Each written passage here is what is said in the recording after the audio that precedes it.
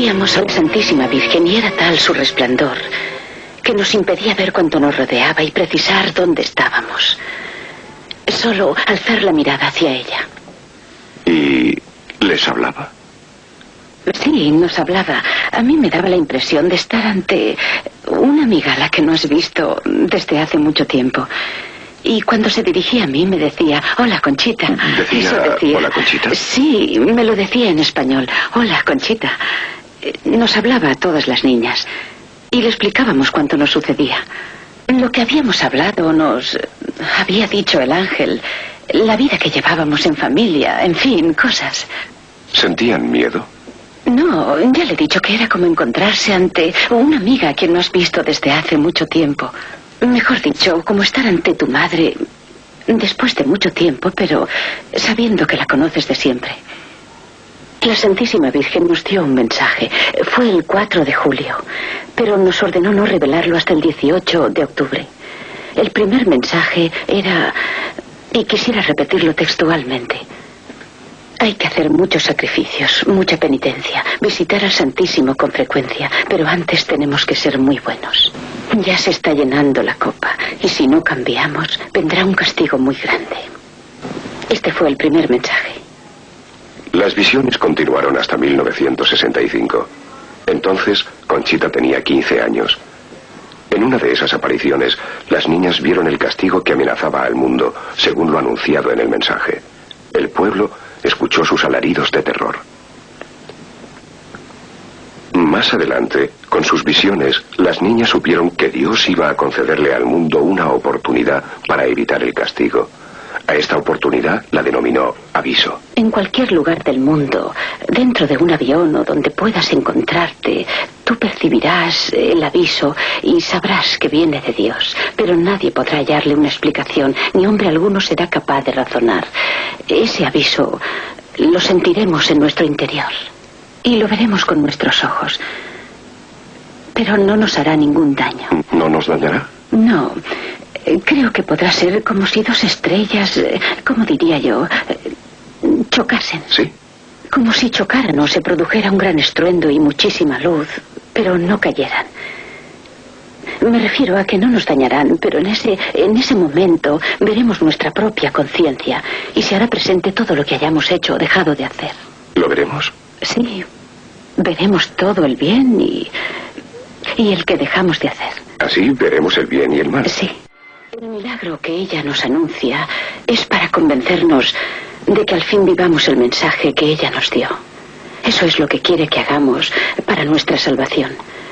Y dice que si vemos el milagro, quizá al fin cumplamos su mensaje. ¿Es para dar una prueba de que su mensaje es verídico? Sí, todos sus mensajes.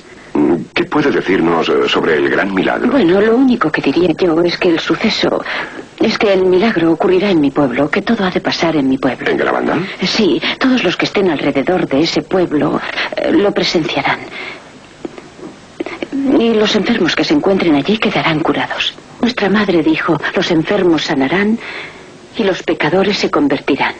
Y después de ese día los pinos quedarán marcados con una especie de señal. ¿Dónde? En los pinos, en la colina. ¿En la colina? Sí, en el campo. Veíamos allí a la Santísima Virgen.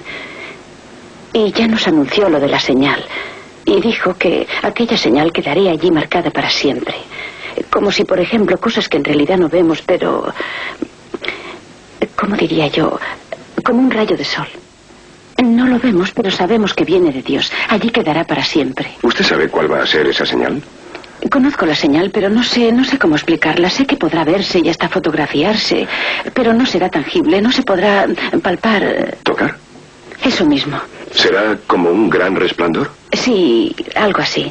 Y permanecerá para siempre. ¿Y permanecerá allí? Sí, para siempre. ¿Y el gran milagro? ¿Usted sabe cuándo se producirá?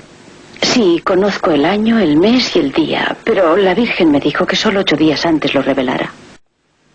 A principios de 1965, anunció que recibiría un segundo mensaje para el mundo.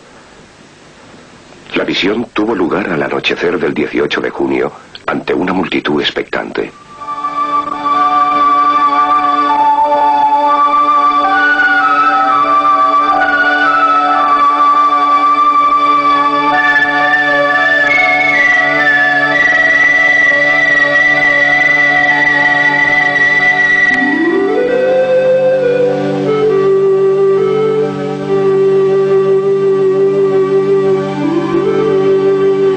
siguiente, Conchita hizo público el segundo mensaje para el mundo. Resultó ser un poco más extenso que el primero, pero en términos más severos. El mensaje dice: antes la copa se estaba llenando, ahora está rebosando. Los cardenales, obispos y sacerdotes van muchos por el camino de la perdición, y con ellos arrastran a muchas almas. Vuestra madre os ruega que enmendéis vuestras vidas. Estáis recibiendo los últimos avisos. Os quiero mucho y no quiero vuestra condenación. Debéis sacrificaros más. Pensad en la pasión de Jesús.